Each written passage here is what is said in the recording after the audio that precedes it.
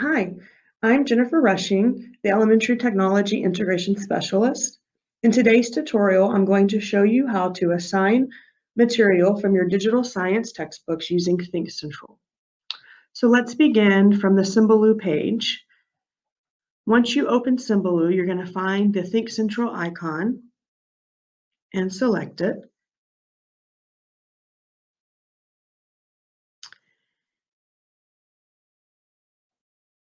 You will then have your login information. Be sure you select the country, state, district, and of course your campus.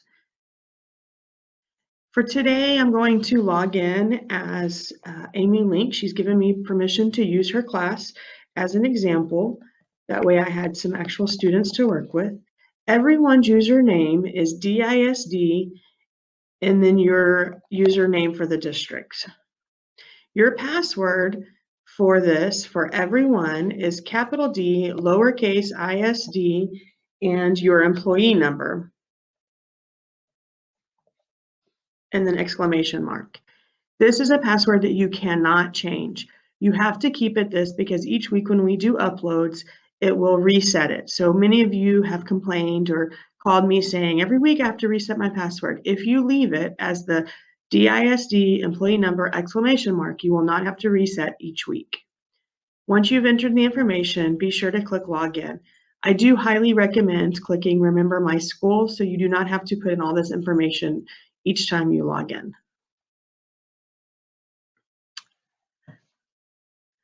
If you haven't saved your password yet, you will get something that looks like this where it has a save password link. I do recommend doing that so you don't have to type it in each time you log into Thinkcentral. It will just remember it for you. I'm going to close out of that. This is the home page for Thinkcentral. As you can see, again, I'm logged in as Amy Link. Thank you again for letting me use your class. It looks like you have no resources, but this is because we need to click on the drop-down box and select the resources that we do have. This is where you find your math and your science textbooks. Today, we're going to be working with Science Fusion, so select Science Fusion. The next thing that you need to select is the grade level that you teach. Amy teaches third grade, so I'm going to select third grade. We do have all grade levels available to you if you need to differentiate, but for the most part, you're going to be selecting your grade level. Once you select your grade level, you're going to go and click on Teacher Resources.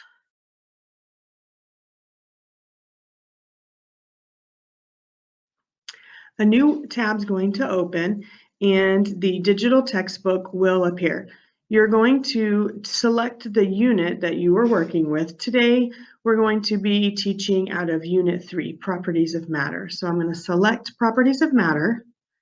And then over on the right, you're going to have the links and things that you can assign and different tools that are available to you. On the right, I mean. On the left, you have all of your lessons. The first thing I want to show you is how to assign a reader for each unit. So I'm going to go down and click on Unit Student Resources. A new window is going to pop up and you're going to select the resources that you want to assign. I want to assign the level reader Unit 3 Blue. You do have the option of blue, green, or red, which are leveled. And you can assign them individually or you can assign to an entire class. So today I'm going to show you how to do both. So I'm going to select the blue reader and then I'm going to come to the bottom and select the A for assign.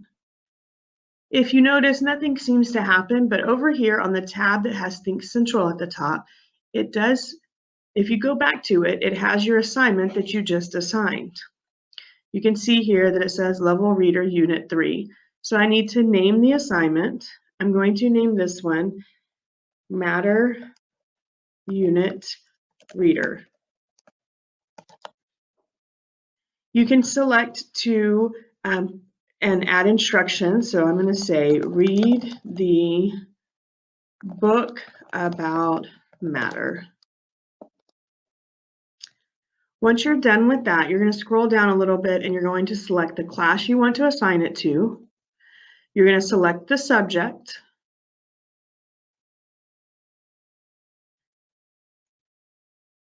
You do not need to select a group because on the bottom here, you have all of your students.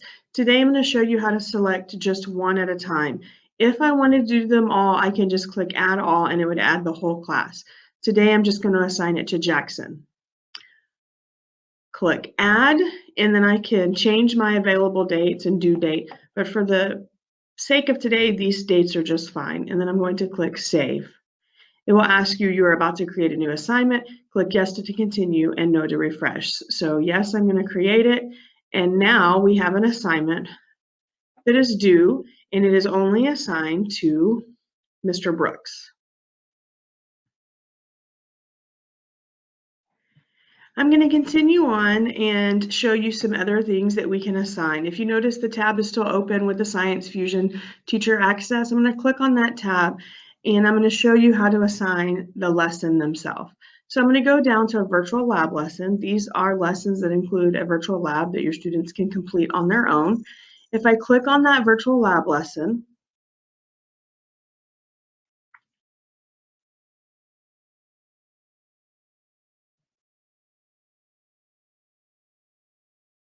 and click on Lesson Student Resources, I can then assign them this lab.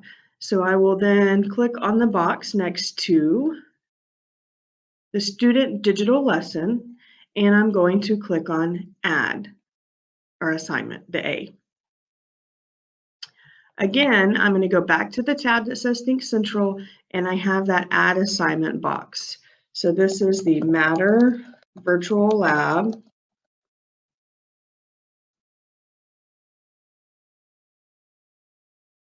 Lesson 2. For my instructions, I'm going to say create or complete the virtual lab and answer all questions. And then I'm going to select the class just like I did before, select the subject. This is science. And then I'm going to select Mr. Brooks again. Again, I'm not going to change the dates, but I can if I would like. And then I'm going to hit save and yes. I now have 2 assignments created just for Mr. Brooks. You could do the whole class, but I've just chosen to do it for him. And I'm going to go back and show you one more time on how you can also assign an assessment. To assign an assessment, after the student does the virtual lab, you would like him to do an assessment on the virtual lab, you can click on Lesson Assessment on the right. You can assign the digital or the online assessment. So select the box and click the A. Return to your Thinkcentral tab. Lesson 2 assessment. And you can just keep do if you want, because what it'll say is do Unit 3 2 quiz. I'm going to select my class. I'm going to select Mr. Brooks one more time. I'm going to add him. If you notice, I have a few more options now since it is an assessment. You can take off, the students can pause or see their answers. I leave all of this defaulted. And then you can say, do you want to assign a follow-up assessment? No, or you can assign something afterwards. If they do fail, it automatically assigns them. The unit review, and then they can take the test again. So I'm going to click save, and I'm going to say okay. And I now have 3 assignments here for Brooks. This one, as you can see, you have some more options because it is an assessment. What we're going to do next is I'm going to show you what it looks like from the student side. So I'm going to log out.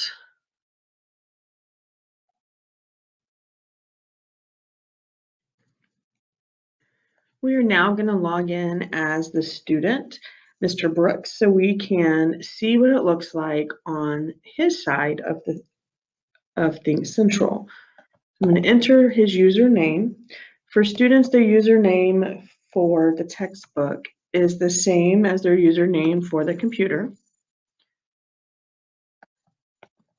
and his password as well. So it would be uppercase D, lowercase ISD, and then his 10-digit birthday. Again, I highly recommend your students to select Remember My School and to save the password once it is entered and you're logged in. It makes logging in on Chromebooks much easier, and they won't have to enter all the information each time.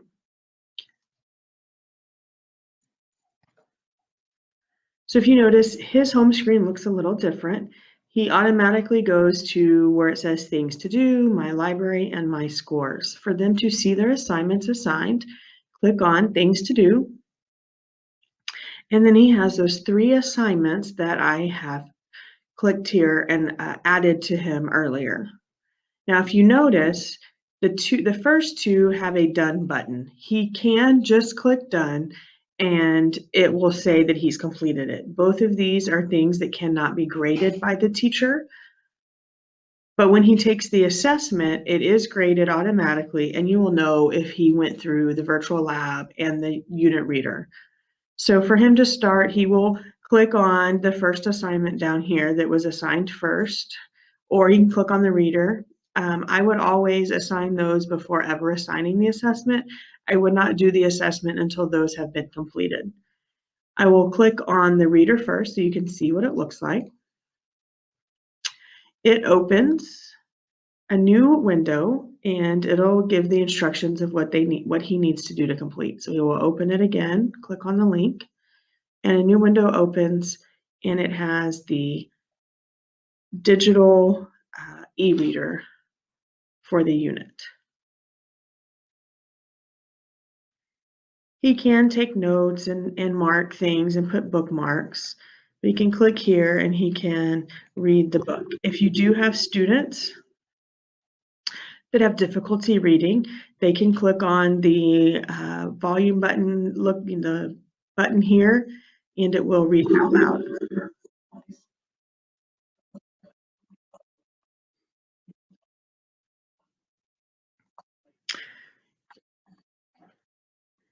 So I'm going to close that window out so we can look at the other items. I'm going to click on back to go navigate back to his assignments.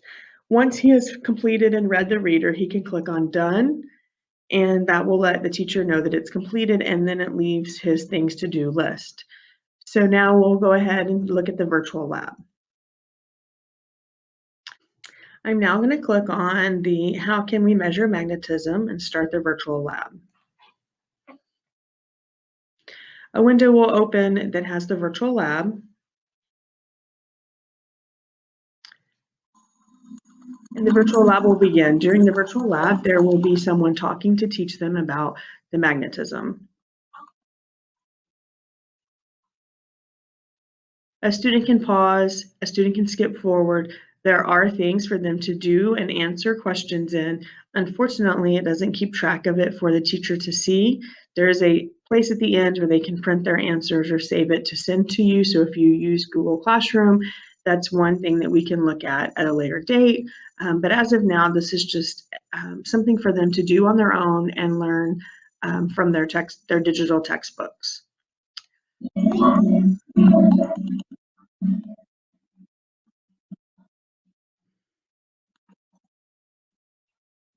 going to skip through a little bit so you can see how it looks.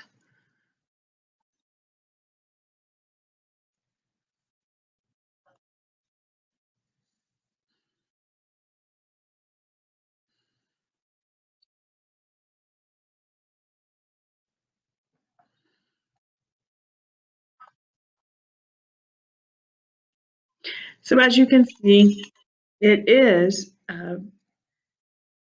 virtual, and you click, and the students it's interacting with the virtual lab. I'm going to go ahead and close out of this now and show you the last piece that we assigned, which was the assessment. So I'm going to click on the assessment. Again, it has the assignment details. Then the student clicks on the assessment again, and you have the lesson, Unit 3, Lesson 2 quiz. It gives some examples or some directions, I mean, how to take the test. I'm going to go ahead and click Start Test, and then you have your test questions. It is multiple choice. The students can pause the test. They can score the test from the beginning. They can skip around if they wanted to skip around, and then they can clear their answer as well. So they would read their question. You test the magnetism of some objects. Which would be a magnet? Metal clips and paper, metal paper clips and staples, plastic paper clips and staples, plastic paper clips and sand. So obviously metal paper clips and staples, and I would click next, and it would go on to the next question. Once they get to the end, and here I'm just going to click on some different questions, some different answers. There's only 5 questions, and then it clicks Score Test, and then I'm going to click Score Test again. And as you see, it tells you what you scored. I can even click on the play button as a student, and I could see that question. Okay, good, I got that one right. I could review this one. It does give the right answer. That was one of the options. If you don't want it to give the right answer, you need to take that off when you're assigning it. I'm going to hit close, and now that assessment, as you can see, has been completed. If I come back and click on Thinkcentral, it'll take me back to my home screen, and if I go to things to do, that assessment isn't there, but a lesson 2 assessment extra help is now there because I did not pass that test. So when I click on that, I have the How Can We Measure Magnetism lab reassigned to me. So I can go back and I can click on that and learn again about that. I hope this tutorial was helpful. If you have any more questions or you need some extra help, you can give me a call at 6128 or email me at jrushing@dickinsonisd.org, and I would be happy to meet with you and help you, even help your students if you'd like me to come the day you decide to introduce it to them. Have a great day. Thank you.